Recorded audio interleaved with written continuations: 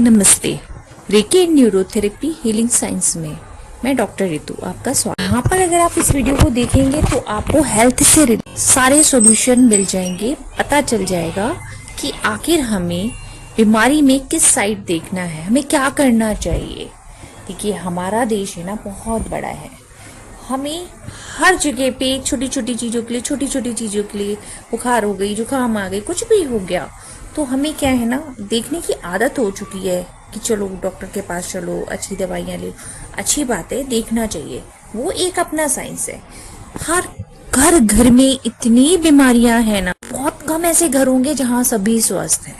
स्वस्थ रहने के लिए कुछ चीजें जरूरत है। देखिए, प्रॉपर डाइट और अपने लिविंग स्टाइल को चेंज करना, ये तो किसी भी बीमारी होने के बाद में आपको वैसे भी करना ही पड़ता है। अच्छा ये है ना, उससे पहले ही हम बैलेंस डाइट लेने लगे।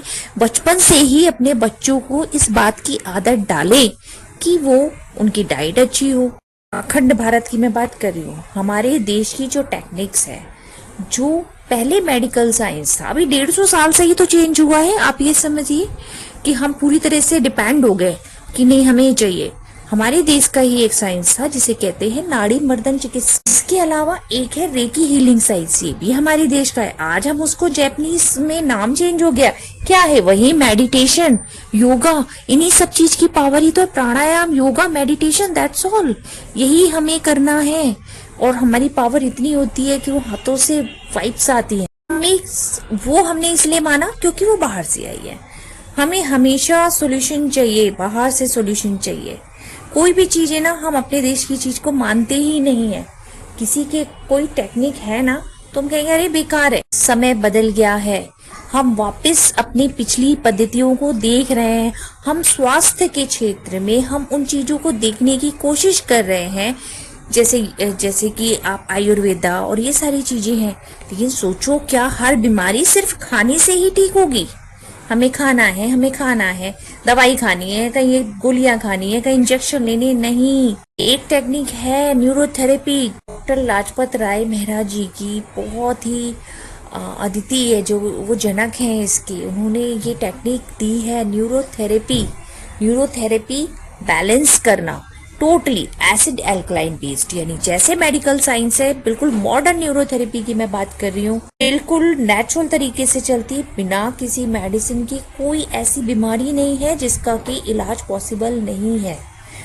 जैसे कि नींद नहीं आती, सेरोटोनिन कैसे रिलीज करना है? कोई ऐसा केमिकल नहीं है जो हम इसमें बॉडी में नेचुरली रिलीज ना कर सके।